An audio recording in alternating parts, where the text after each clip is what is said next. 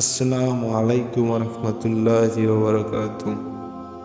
প্রিয় দর্শক বৃন্দ, আজ আমরা আলোচনা করব এমন একটি ভূমি সম্পর্কে যা ইসলামের দৃষ্টিতে অত্যন্ত গুরুত্বপূর্ণ, সিরিয়া।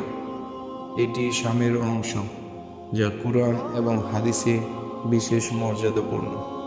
সিরিয়ার ইতিহাস, বর্তমান এবং ভবিষ্যৎ সম্পর্কে ইসলাম আমাদের কী শিক্ষা দেয় তা আমরা আজ জানব।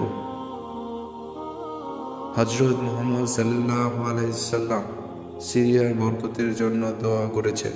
তিনি বলেছেন, হে আল্লাহ, আমাদের শাম এবং ইয়েমেনকে বরকতময় করুন।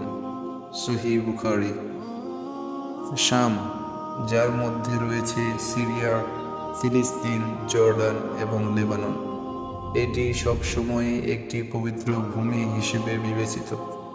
এটি সেই ভূমি যেখানে বহু নবী চলাফেরা করেছেন এবং ইসলামী সভ্যতা বিকশিত হয়েছে। কুরআনে এই অঞ্চল সম্পর্কে বলা হয়েছে, এটি সেই ভূমি যাকে আমরা বরকতময় করেছি বিশ্ববাসীর জন্য। সূরা আম্বিয়া আয়াত ৭১। সিরিয়া ইসলামিক ভবিষ্যৎবাণীর কেন্দ্রবিন্দু। রাসূলুল্লাহ সাল্লাল্লাহু আলাইহি সাল্লাম বলেছেন, যখন পৃথিবী থেকে ঈমান উঠে যাবে তখন তা শামে ফিরে আসবে। সহিহ তিরমিজি। এর মানে সিরিয়া হবে ঈমানের কেন্দ্র, এমনকি কঠিন সময়েও। শেষ যুগে একটি বড় যুদ্ধ, যাকে মালহামা বলা হয়, তা সিরিয়াকে কেন্দ্র করেই হবে। এটি হবে সত্য এবং মিথ্যার মধ্যে একটি বড় সংঘর্ষ। রাসূলুল্লাহ সাল্লাল্লাহু আলাইহি সাল্লাম বলেছেন, দাজ্জাল সিরিয়ার এক স্থানে পরাজিত হবে এবং ঈসা আলাইহিস সালাম তাকে হত্যা করবেন। সহিহ মুসলিম। এই ঘটনাগুলো সিরিয়ার ভবিষ্যৎকে ইসলামের গুরুত্বপূর্ণ অধ্যায়ে পরিণত করে। প্রিয় ভাই ও বোনেরা, সিরিয়ার বর্তমান পরিস্থিতি আমাদের জন্য অনেক শিক্ষা বহন করে। সিরিয়ার সংকট আমাদের জন্য পরীক্ষা। আল্লাহ তাআলা বলেন, নিশ্চয় কষ্টের সাথে রয়েছে স্বস্তি। সূরা ইনসিরা আয়াত ৬। আমরা কখনো আল্লাহর রহমতের আশা ছেড়ে দেব না।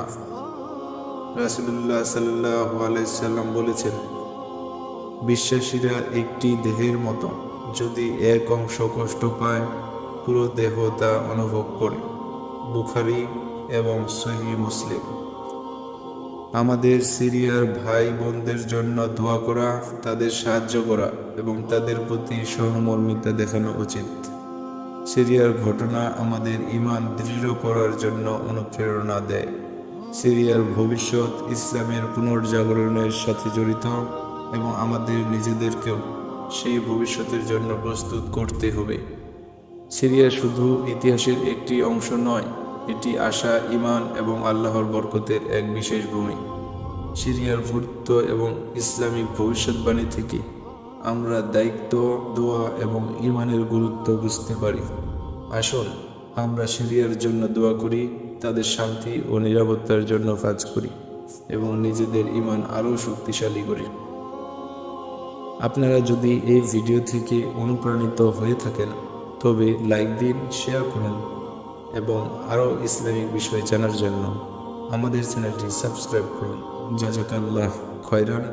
আসসালামু আলাইকুম ওয়া রাহমাতুল্লাহি ওয়া বারাকাতুহু।